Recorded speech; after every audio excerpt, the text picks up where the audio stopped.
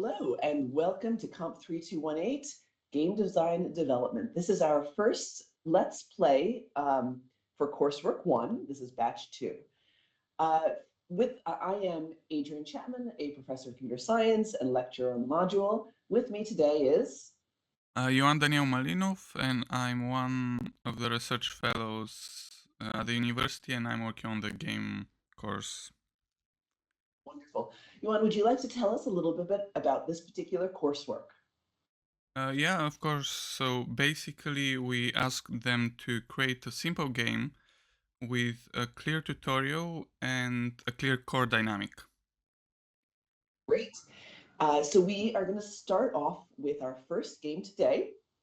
And we will be playing the game, and as we do that, running through the marks criteria for the course, discussing what we were looking for with respects to quality, fulfilling the brief, design, and feedback. So why don't we get started, and we'll jump right in. All right, here's our first game. Pride is the greatest virtue. Okay, that's a very interesting starting screen. Yes. Okay, let's start. Oh wow, okay. So we have tutorial, sloth, easy, envy. Okay, so all the difficulties are different. But pride's actually not on there. Okay. We have settings or... Oh, okay, that's like... pride is the first scene. So we have like a small...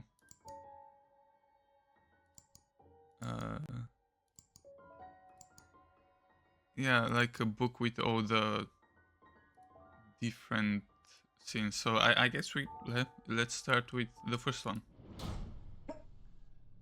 Welcome to Sloth's Lair. Press enter when your room manifests itself. Okay. Enter. Head towards the light. Use the WASD or arrow keys. Okay. Oh wow. Okay. That's a very...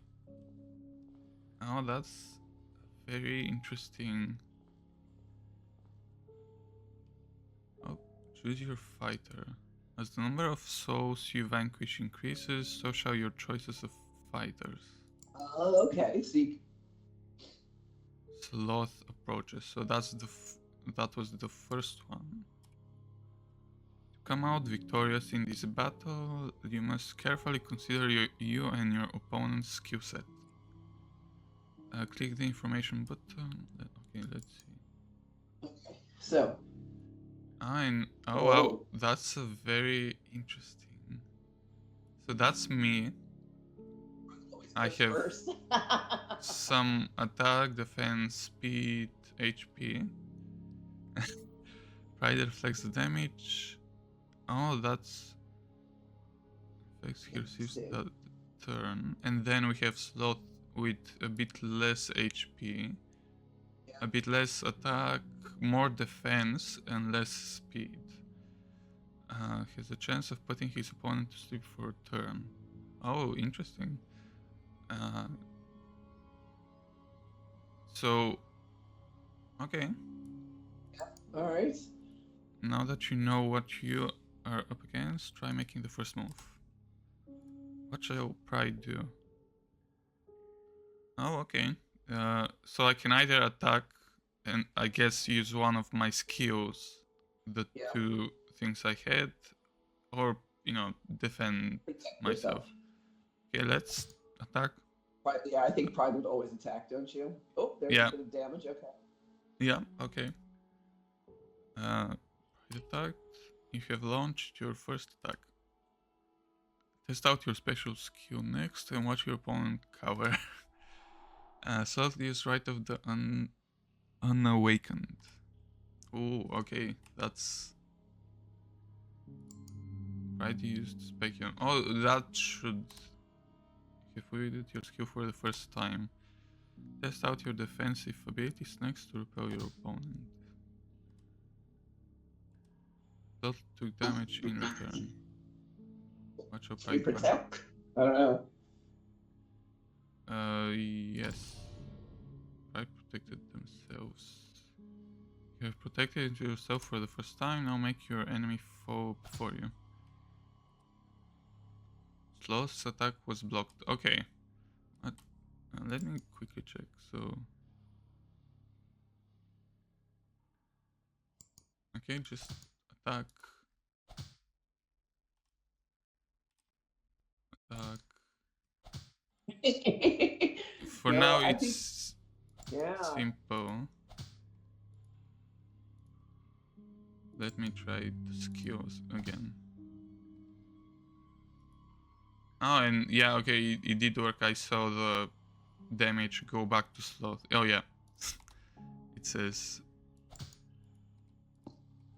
Okay, I think we're very close to.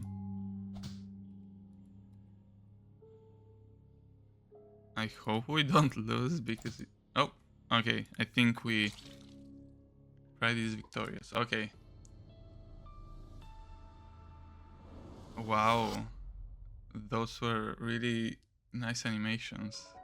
Real nice. So we beat the tutorial.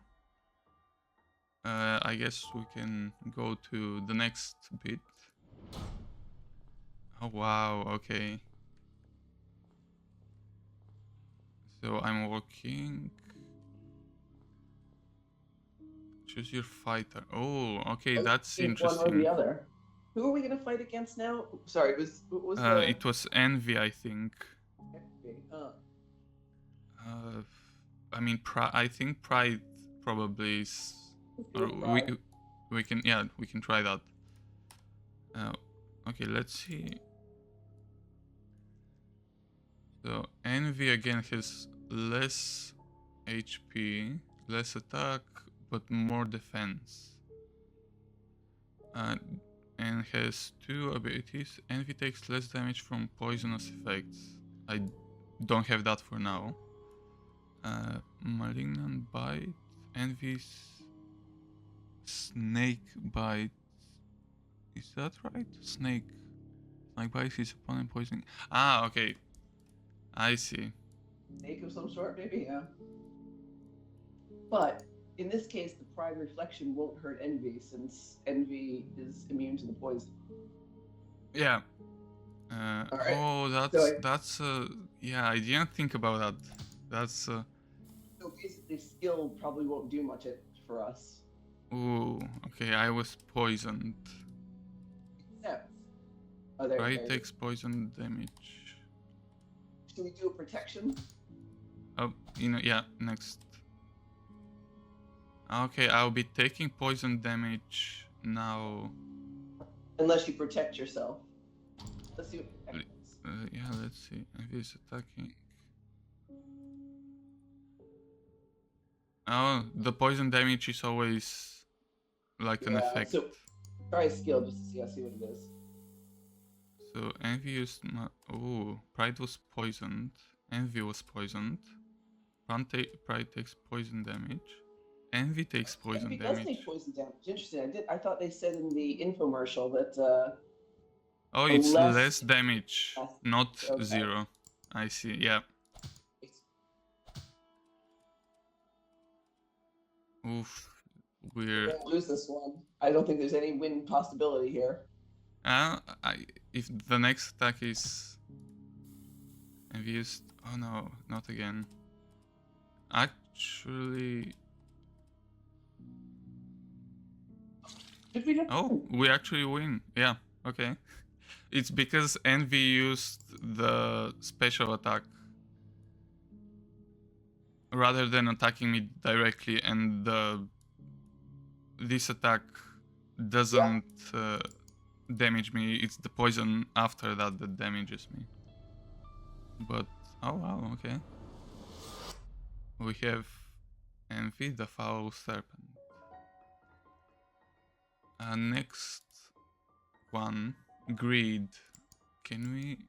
Oh, okay. That's really nice. It gives me the profiles that we have. Yep. Okay, so Greed. I don't know which fighter would be. Oh, Reed, yeah. wait, did it? Oh,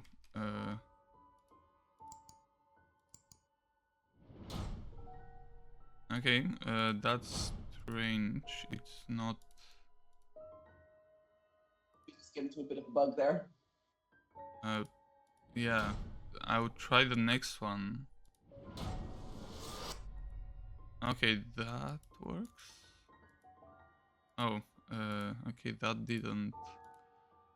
Maybe they have all of this, but it's just the first 2 levels that they have done, and this is just, you know, That's entirely possible. So,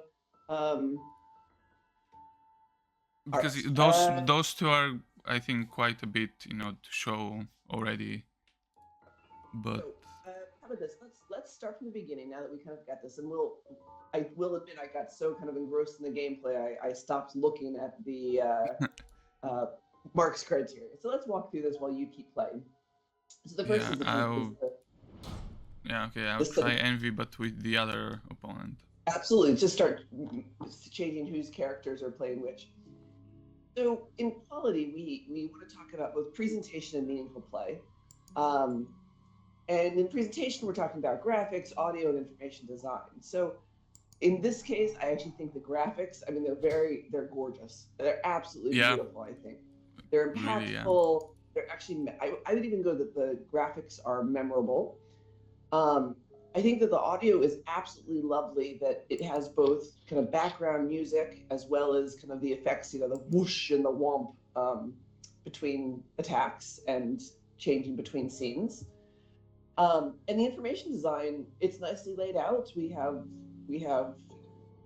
the clear pieces of information that we have around the health bars, what's happening, who, and the box at the bottom, information bars for everybody's skills. I actually think that we are excellent on in terms of presentation for this particular game. Yeah, just one thing. I think I've soft locked because I cannot continue. Okay, why don't we kill this? Yeah, close it and reopen it. Exactly. But yeah, you can continue with the. Yeah, so I agree with the presentation. Yeah, it's just gorgeous. It really is. So let's talk a little bit about meaningful play. So it is definitely, as part of meaningful play, we're going to talk about mechanics, controls, and bugs.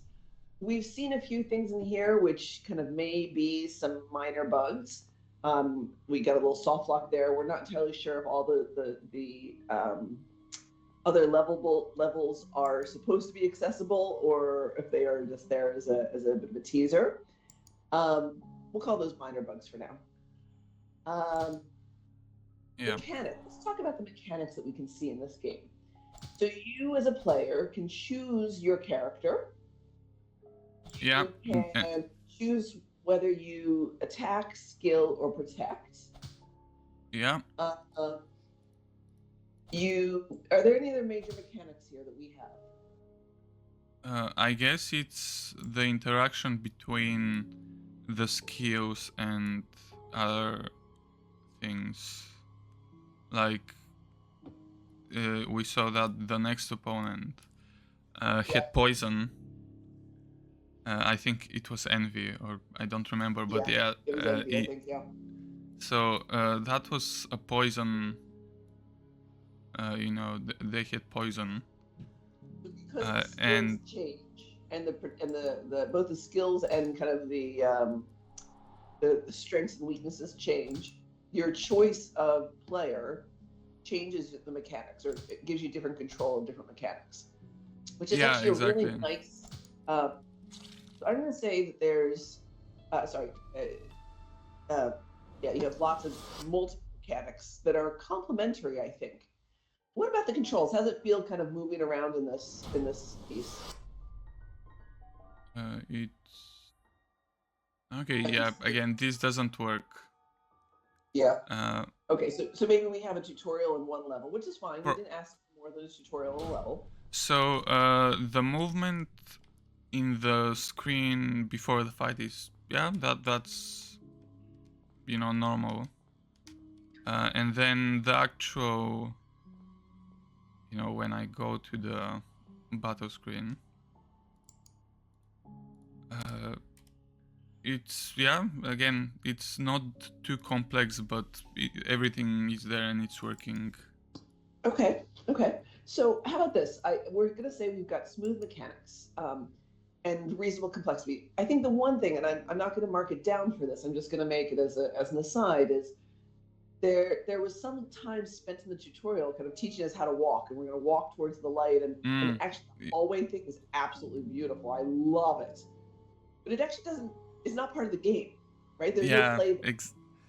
Maybe they maybe later on they were planning on including stuff in that part of the section, and I can see how that can work, but yeah, for now we'll just say I'm going to kind of ignore it as a mechanic. Is not really part of the play. So, but even with so we've got some minor bugs, but I think we've actually got complementary mechanics. We've got nice smooth controls, and I think it's a reasonable complexity. So I think we're really kind of in that range of it's a very good game in terms of meaningful play. Yeah.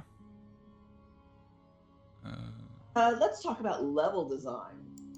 So there's a few things that we're looking for in fulfilling the brief. So in fulfilling the brief, we have level design and a tutorial. Within level design, I want to talk about goals, risks, rewards, and pacing. So goals, risks, rewards. It's a very clear goal, right? Beat the various sins that you're kind of put up against. The risk is that you've chosen incorrectly, or you're playing a skill or an attack or a protect at the wrong time. And the reward just is like right now, beat somebody, exactly. So and actually, what happens if you lose? Okay, that's I don't think we've lost yet, have we? Yeah, I mean, I'm on the way to losing, so play to win. Let's on the next one kind of play to lose. And actually, we're going to pause here on that kind of level design because I want to see what happens when we lose. Okay, so I'm defeated. Game over. Oh, game over. Okay. Okay, yeah. So, I think we're very, very much in a clear and coherent set of risks, goals, and rewards. I wonder, are we up at the well-balanced goals, risks, and rewards? That's... So, the only thing I'm worried, or not worried, I'm just thinking, is that they do have, a number of... Or is it the 7? Yeah, it's 7 scenes. And they have the first 2 levels, working. Again, I still don't know if those are supposed to be working, or there's something broken, or or it's just that it's just the 2 first levels. But it feels like with just the first 2 levels, there's just enough to showcase the mechanics. Rewards. Yeah. But maybe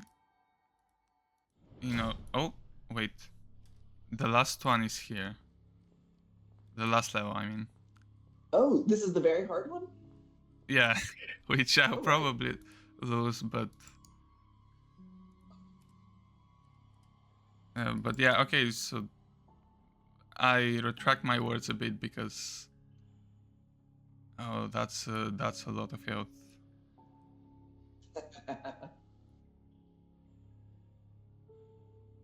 Okay, I'll probably lose again, but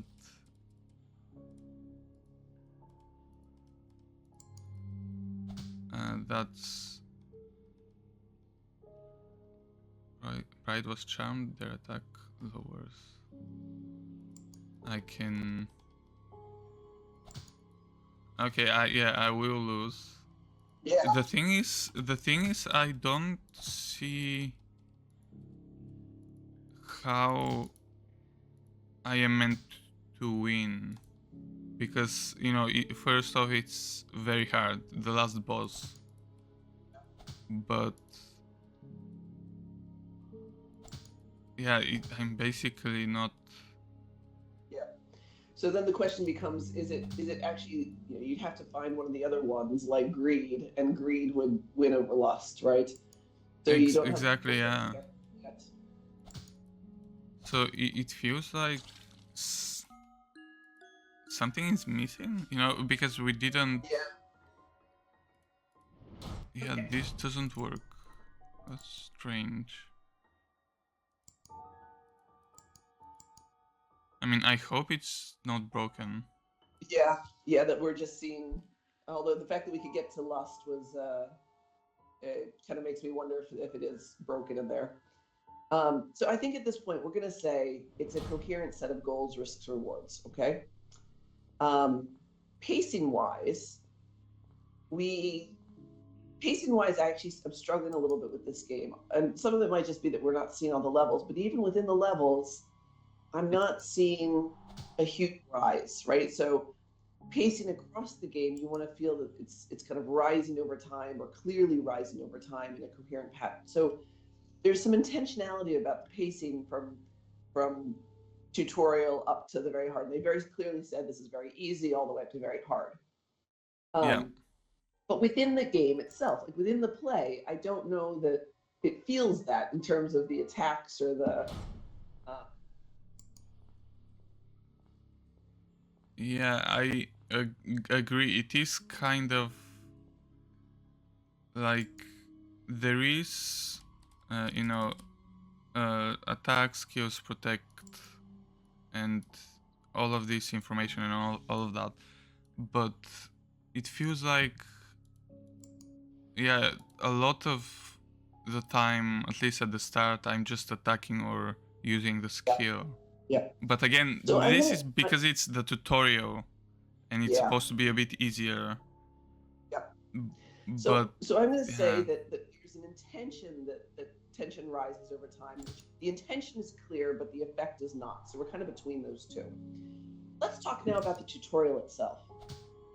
That's interesting because so the first time we did the tutorial, it went through everything very, so I completely understood how to play after that.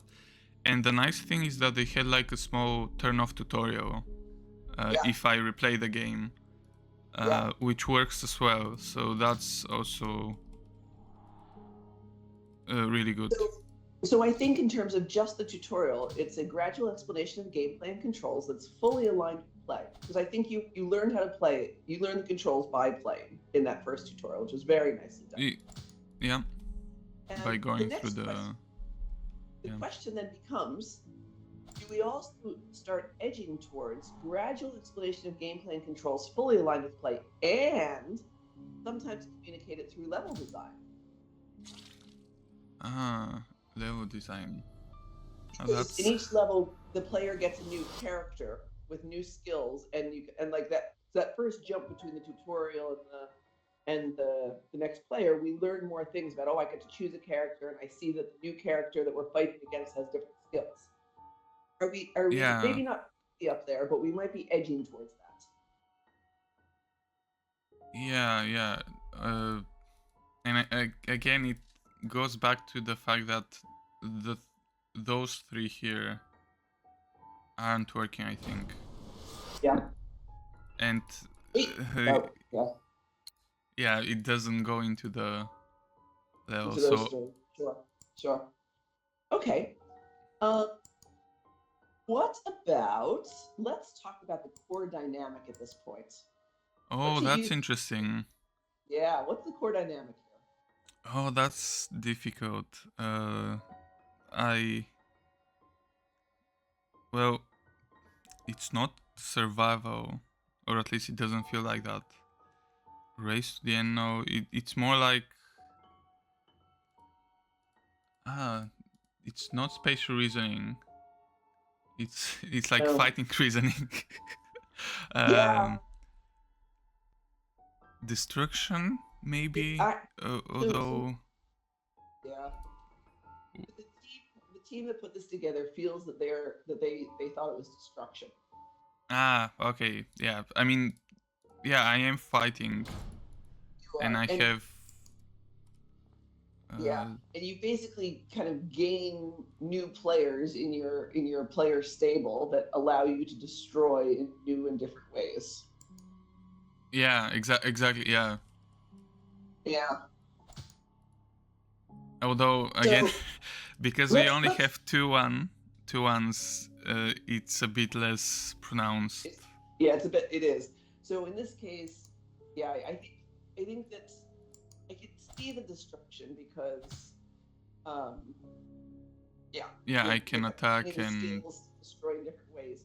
It doesn't have that really visceral destruction feeling though, in that like, you know, you're getting sound effects for you know, really, I mean, I know there's like those whip sound effects whenever your attack strikes, but yeah, it's not.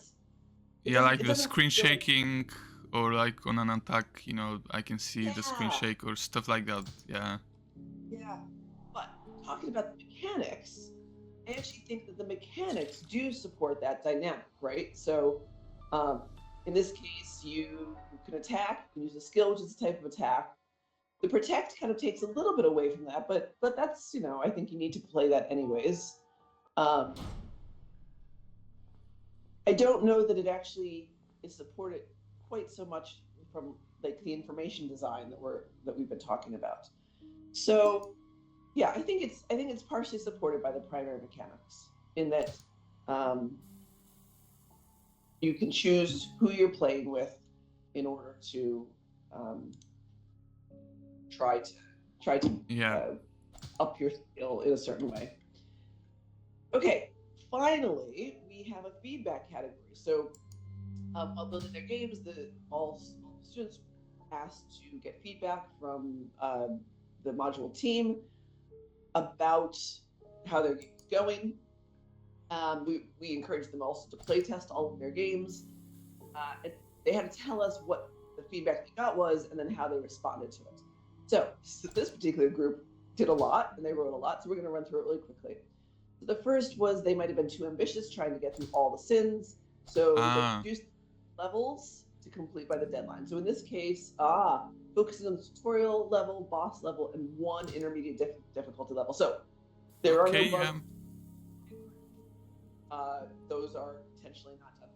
Just for future reference, guys, instead just put a little tag at the bottom of the card and just say, you know, future development or something like that.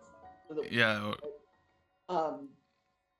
they were told to think about information design, so they tried to figure out exactly what should be available to the user and how to access it. And actually, I think they did a really nice job with information design, so you could get to the character cards.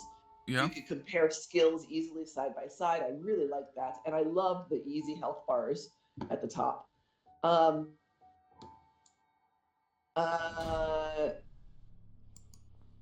They got some about the core dynamic, and they were originally designing for collection. That's really interesting. So they were collecting the kind of skills. They realized that they were going more towards dynamics, destruction, as you create a stronger hand, basically. And because of that, they introduced some color into their game to emphasize the damage done by the player and their opponent. All right. I see. We do see that sometimes. When they play tested, great job, folks, for play testing.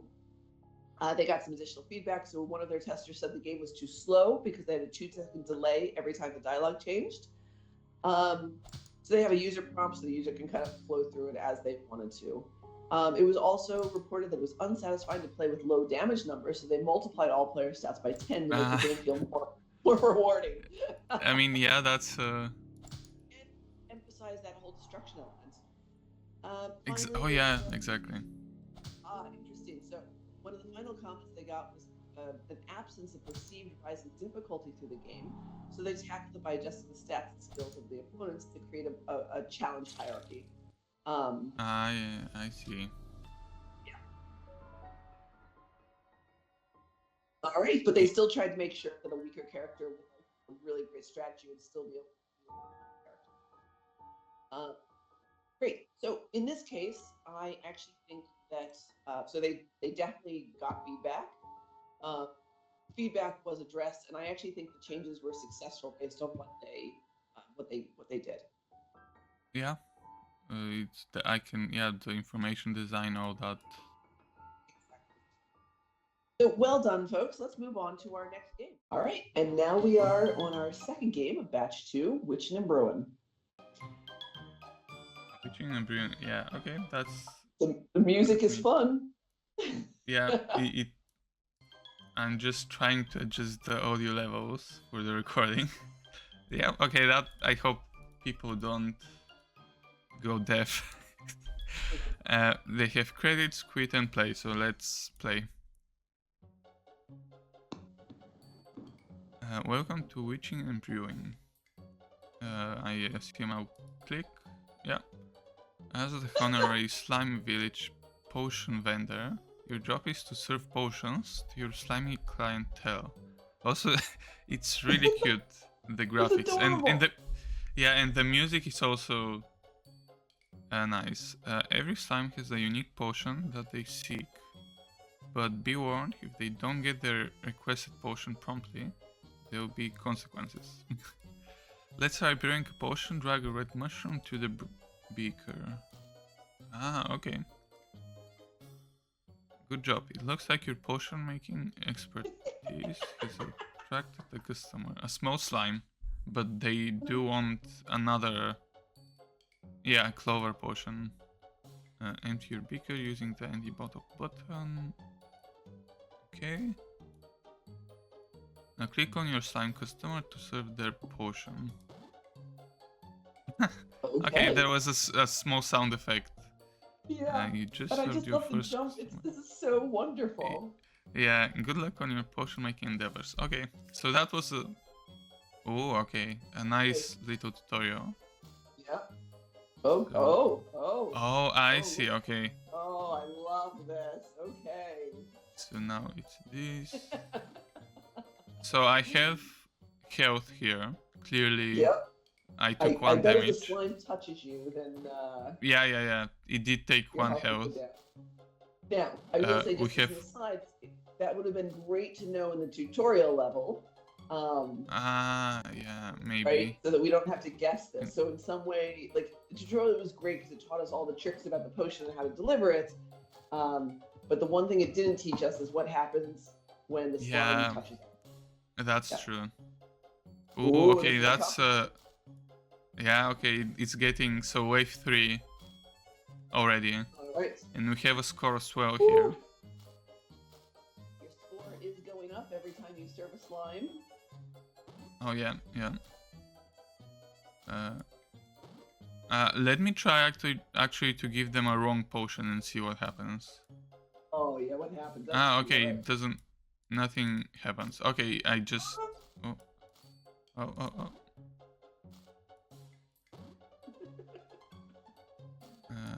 Clover. Okay, it's getting... It's getting harder. Okay, I'm going to jump us in right now since I think we see kind of the theme and play of this game. I'm actually really enjoying it. Yeah. So presentation. Let's talk about quality at first, which is presentation meaningful play. Within presentation, we're talking about graphics, audio, and information design. The graphics in this, they're simple, but they are adorable, and they absolutely go together. The audio is spot on, isn't it? Oh yeah. The music is really nice. And what about the little details, like when you deliver a potion or something happens? Yeah, it's like, and the sound effects, and there's like, when you move each of the ingredients, you can hear rustling. And then ooh, okay, that's... So the audio is the graphics, the audio, they are I think actually impactful. They're complete, effective, and appealing. The information design, I think you have everything you need here, right? You've got your ingredient list, you've got your cauldron, you've got your health, you know what wave you're on, you know your score. I love that the slime balls have these little, you know, verbal bubbles of what I want, right? They're telling you Yeah. very what you want. It's just, I actually think that this is a really impactful presentation. Okay, we lost. We Final score lost. Can you go to 5,000. oh, what's return? What does return mean? Yeah, Oh, I see. I have to probably. see what credits is while we're here at the beginning of the game. Oh, very nice. Okay. Yeah. I actually really, and I love the sounds actually have been attributed as well. Very well done here, folks. Yeah. I love having credits. Well done. And yeah, the music, as you said before, it is thematic. You know, it's like witch music. You know, like mischievous. Yeah. It fits perfectly. Yep. All right, meaningful play. So I haven't seen any bugs in this. Yeah, it's. The mechanics, let's talk about the mechanics. The mechanics are you can choose elements, although you did try to choose bad elements and it didn't even let you, right? Yeah, So yeah. It basically, when I choose something wrong and I click on the slime, it just empties it itself. won't do it. And So you can make the potion, but you can't deliver the potion. You have to empty it. Got it. Okay. So I actually think that's great. So basically, you can choose elements to put in your cauldron. You can either deliver or you can empty. The slime varies what they're asking for. Yeah, so with more difficult. The mechanics here are kind of building a potion, emptying the bottle, delivering the potion. Quickly, yeah. You have how do the controls feel? There's a lot of, I'm assuming, mouse movement on this. Yeah, it's basically with the mouse. Yeah. Just clicking and dragging, and then clicking on the slime. So simple controls, but everything works flawlessly. Very nicely, good. And I don't see any bugs at all. So, yeah, no bugs. So the question becomes, you know, how are we going between kind of playable, but there's a few mechanics, to like engaging, which has multiple mechanics. I think we're actually somewhere in between. So you don't really have a huge number of choices in terms of how you put the mechanics together as you play in this game, right? So yeah. Your mechanics are kind of set. There are a number of them, but they are set, and you don't change how you put them together in the game, and that would be one thing. So an example that might change this, and it would be if the slimes were moving a little slower, or the slimes were moving at slightly different speeds, and you could choose, or you maybe if you after you served enough slimes, you got multiple cauldrons, so you could start put a base. Yeah. Right, you could put like a base ingredient in 2 different cauldrons, and then depending on the slime, and then you try to put more slime. That's true. Yeah. That would be bringing us up into engaging, I think. Absolutely, but right now, it's enjoyably playable. Yeah, or stuff like power-ups or drops, like, oh, this special ingredient makes them slower, or stuff like that as well. Or, I mean, if the slime touches you, you lose a health, right? So maybe there could be a special potion for you to get a good health. But obviously that takes time to build, so you have to choose when to do it before the slime touches you again, right? So some of these are like multiple mechanics that could be kind of reoriented in different ways that would make it kind of bring it up into that engaging. Right. Actually, yeah. So let's go on towards fulfilling the brief. We've got level design and tutorial within this. Level design, goals, risks, rewards. I actually think we're very clearly in clear and coherent goals, risks, rewards. The question that I have is, are we moving up towards well-balanced goals, risks, and rewards? And I think we're not quite there yet because of that very linear nature of play, right? Yeah. You don't have a choice to kind of hit multiple slimes, or choose to hit a later slime because the early slime is easier, or multiple cauldrons. Yeah, exactly. Yeah. But I think still it's clear and coherent in terms of those rules for scores. Now, tutorial. I actually think that there was a gradual explanation of gameplay and controls fully aligned with play. I think the only thing missing in that tutorial was what happens when the slime touches Yeah. you. Yeah, it did say something bad happens, but it There's a doesn't consequence. actually. Yeah. Exactly. And I think in some ways, they have to be careful in that tutorial, right? Because you're already gonna, because there is no mechanic for the witch to increase her health again. There's no way to take her down a health bar and then bring it back up again after the tutorial, right? We didn't learn that mechanic. So in the future, it might be something that becomes a part of the tutorial, that they learn that they take a health damage with the slime and make their own potion to bring themselves back up.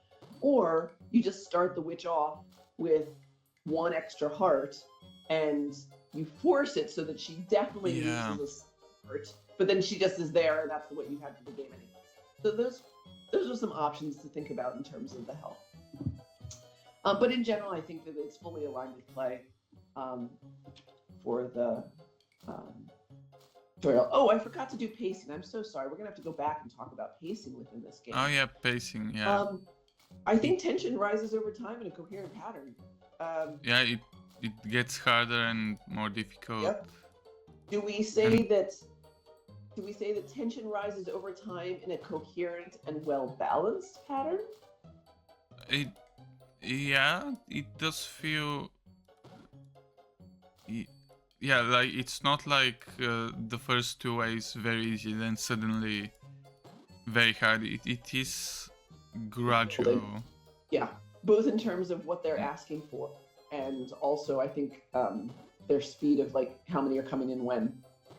Yeah, and they also do get faster. It feels like, at least. Yeah, the little slimes move quicker. Okay, so I think actually that I'm going to say that is tension is rising over time in a coherent and well-balanced pattern. I like that. Let's talk about the core dynamic of this game. What do we think this core dynamic is? Well, to me, it's easy. I hope they've written down survival.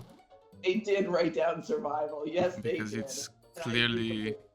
definitely a survival game. Yeah, I'm trying to survive as long as I can, and the score goes up the longer I survive. Yep. So in this case, they've got a clear dynamic that's supported by the primary mechanics. And I think they're not all the way up to that integrated set of mechanics just because the mechanics themselves are so simple, right? We could have expanded them just a little bit, either through multiple cauldrons, a way for the witch to take their health up again, that would have kind of set an integrated set of mechanics, but we're getting close to that. Yeah, exactly. And then the final piece is feedback. So let me go take a look at their game notes.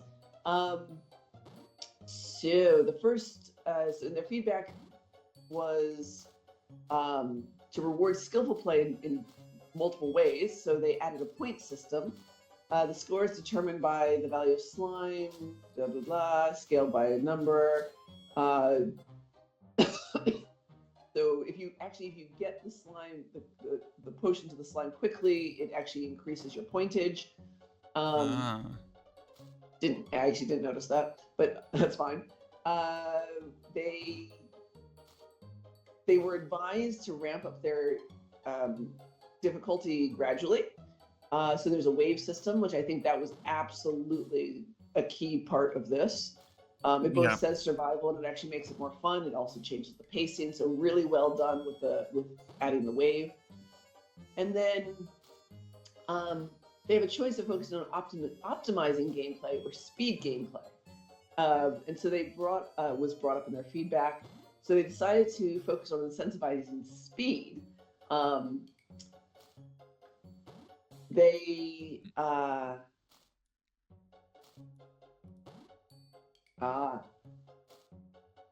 And they're quite right. So with an optimization incentive, they would have had to design a game that rewarded preparation. So storing pre-made treatments like we were talking about before, but without any hint as to what the slime would need. So they thought it'd be better to encourage fast gameplay, which is fair. They were told to consider how to tell the player which ingredients the slime wanted, and they decided to have a request bubble. I love the request bubble. Yeah. It's simple and it's so effective, and it's just graphically just really clean and neat. I loved it. Good. Okay, so in this case, I think that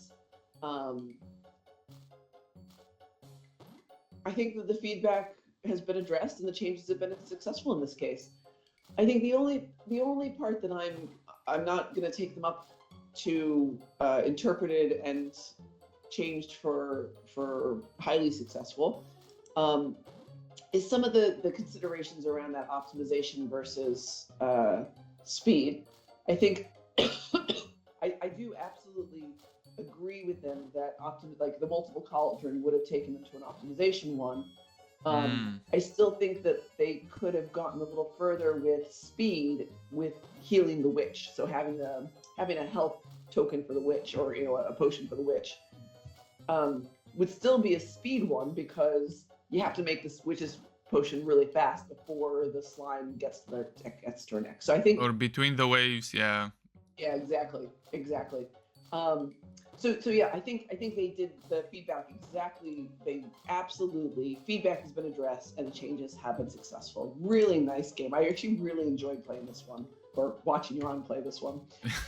Yeah, it's very addicting.